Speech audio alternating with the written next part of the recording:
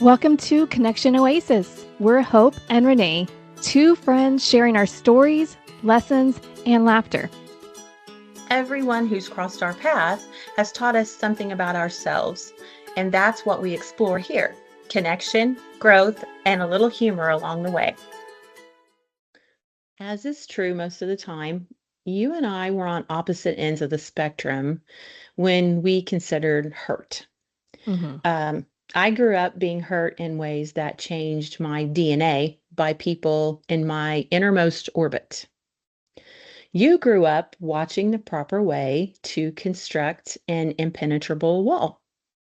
Both of these circumstances left us with a great deal of work to do in order to understand what to actually do with hurt. Mm-hmm. So, before you started working on this issue, what feelings came to mind if I were to tell you I'm hurt? Oh, if you said that to me, I would have trouble even processing it, honestly. I wouldn't really know what that is. I would have needed to find out more information and until I could find a different label for it. Like Mhm. that was not an emotional state that I just knew what it was. Like, Mhm. you're not saying you're angry, you're not saying you're sad or disappointed. You're saying you're hurt. And you would have never heard me describe my feelings that way. I would have never used that nasty four-letter word, hurt. Um, and what is wild is I don't think I realized for most of my life how terrified I actually was of that feeling. Because in my mind, hurt was something very specific. And honestly, it meant this relationship is unsafe. This person has failed me, and it probably needs to end. Yeah. You know, there is this comedy that my husband and I watch, and it's called The Good Place. Have you seen it? Oh, yeah, I have. Well, the premise is this group of four people have died, Hmm. and they're taken to an afterlife, and they're told that they're in the good place. Hmm. And Ted Danson, who I love, he plays a non-human being who Yeah. runs this afterlife. So they have all these humorous interactions, and Ted Danson's character is trying to understand the humans. And he has this one specific line that came to my mind when we were talking about this chapter. So he's having an argument with one of the humans whose feelings are hurt by something that he's done. Hmm. And so he says something to the effect of, why do you humans make everything so complicated? Like emotions. You only need two: anger and confusion. He's like, all the rest are useless. And, Oh. it just sprang to my mind. So I think anger is the easiest to convey. Hmm. And when we're conveying anger, we feel powerful. As Yeah. opposed to vulnerable. It's much more comfortable to feel powerful than vulnerable. And so I think, when I'm hurt, my knee jerk is not to call it hurt. I Hmm. might call it anger or frustration or disrespect or annoyance. Um, and maybe there's some of that too, but very often part of it, or a big part of it, is hurt. Exactly.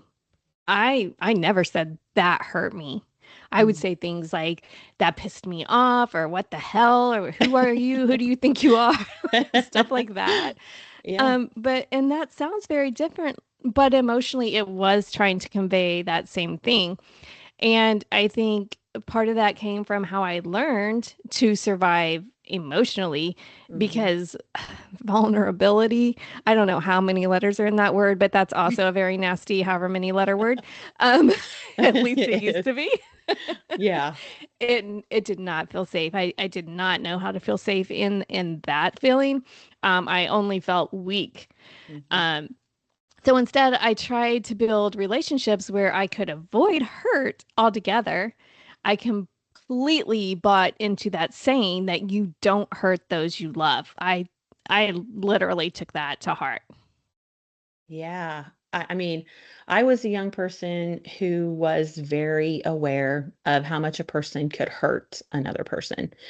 Um, then I also believed you do not hurt the people that you care about. So in my life, that manifested into a way that people manipulated me. Hmm. So I let other people put responsibility for fixing their hurts on my shoulders. And Mm. I was so certain that I would never be someone who hurt other people, that I was manipulated. But you had started creating relationships where nobody could fully affect you. Oh, for sure. And at first that felt very safe. And but until one day when someone gets close enough that they actually can hurt me and I allow them into that space where they have the ability to. And Hmm. that's when everything started really malfunctioning. It just really threw a kink into everything that I had thought and practiced my entire life because I genuinely believe that if someone hurts me, then something is wrong, not just with the situation, but the relationship itself.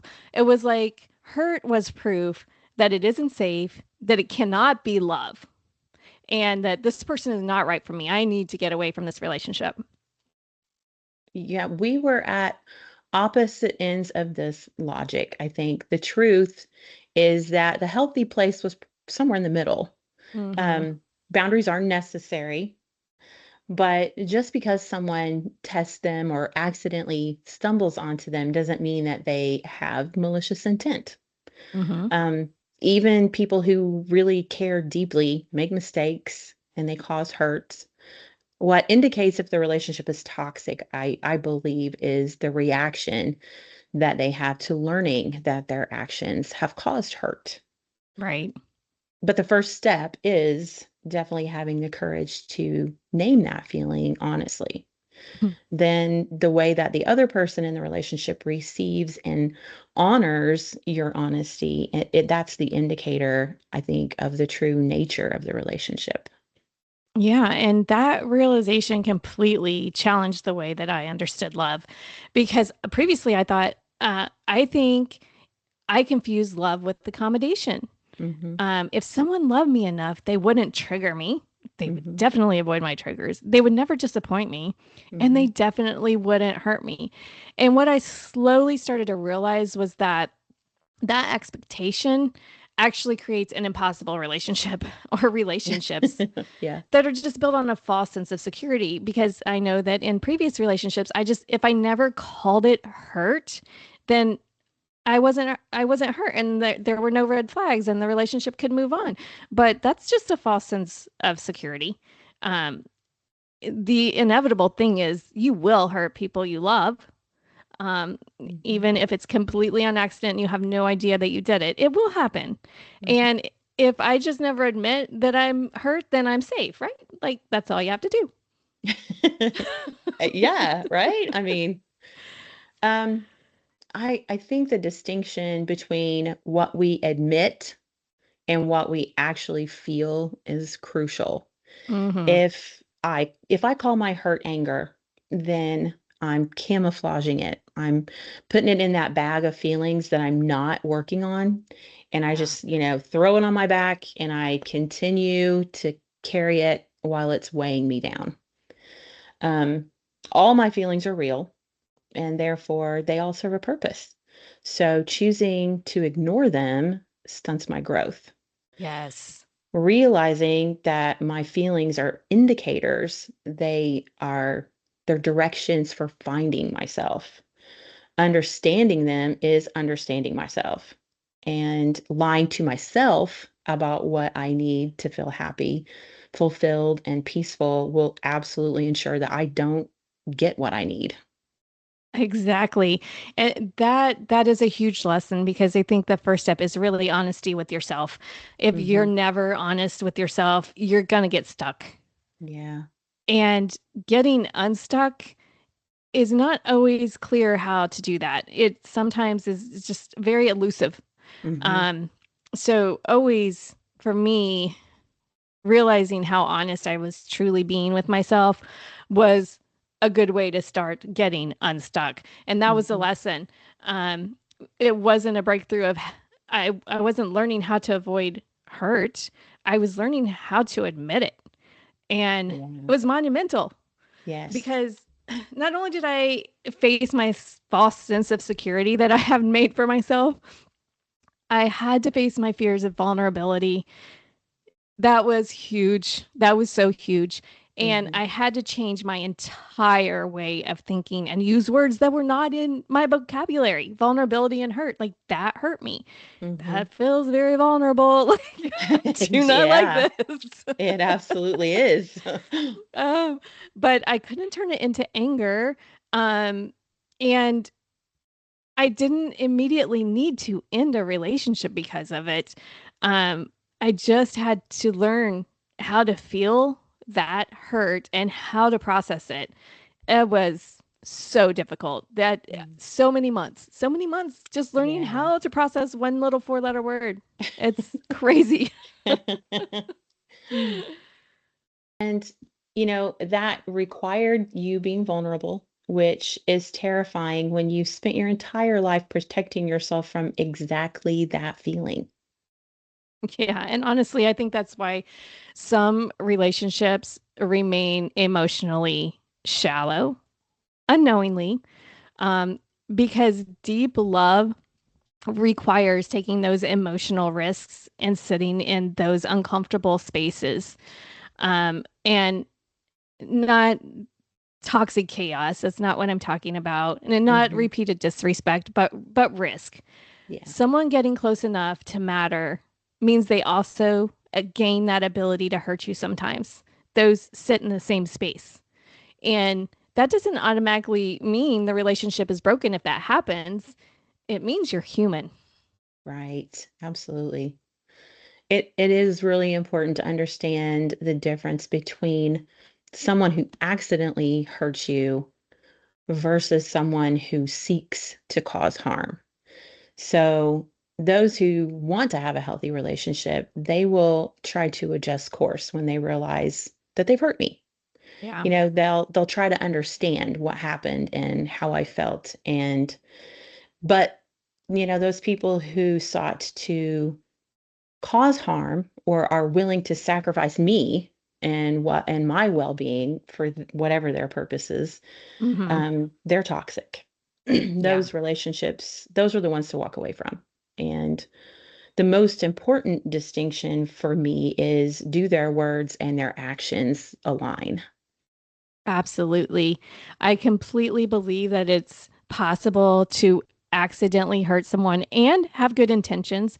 But if you don't ever dive into that as a person and try to make changes in that relationship, that's when it's not okay. And Hmm. learning that difference, I guess I will tell you, I've had an experience where I thought that I built this wall to keep these people out, and I'm going to now be the bigger person, take these walls down, and now we're going to have this awesome relationship because I'm going to try again. I'm going to do it without my Hmm. walls. And then those Yeah. same people like hurt me again in the exact same ways. Hmm. And then I realized, okay, I tried. I tried it differently, Yeah. but this maybe is not a relationship that needs to live in that space that's close to my heart. This relationship Hmm. maybe needs to live a little further out. Um, because there is betrayal sometimes, and even though it's unintentional, and the person can say like, "Oh, I didn't mean to," that's probably absolutely true. But if they don't do anything to try to prevent it in the future, that Right. is still a big red flag. Absolutely. And, if I tolerate harmful behavior, then I'm sacrificing my peace and my happiness. Right, exactly. Balance. Again, I feel like every episode lately has ended with this word, It's but it's so important. so important. It matters. But for me personally, I had to stop treating her like proof that I should leave and just start seeing it as information. Sometimes it pointed to wounds that I hadn't healed, and maybe they were just open wounds that were really easy to hit. Hmm. Sometimes it pointed to unrealistic expectations, and sometimes it pointed to things that were genuinely needing attention and needed to be Hmm. worked through. Yeah. But it wasn't an automatic in. And honestly, that realization changed the way that I love completely. I stopped trying to be untouchable and started learning how to be honest. Thanks for joining us here at Connection Oasis, where we discuss real life lessons about relationships and boundaries And becoming who you actually are without the fluff.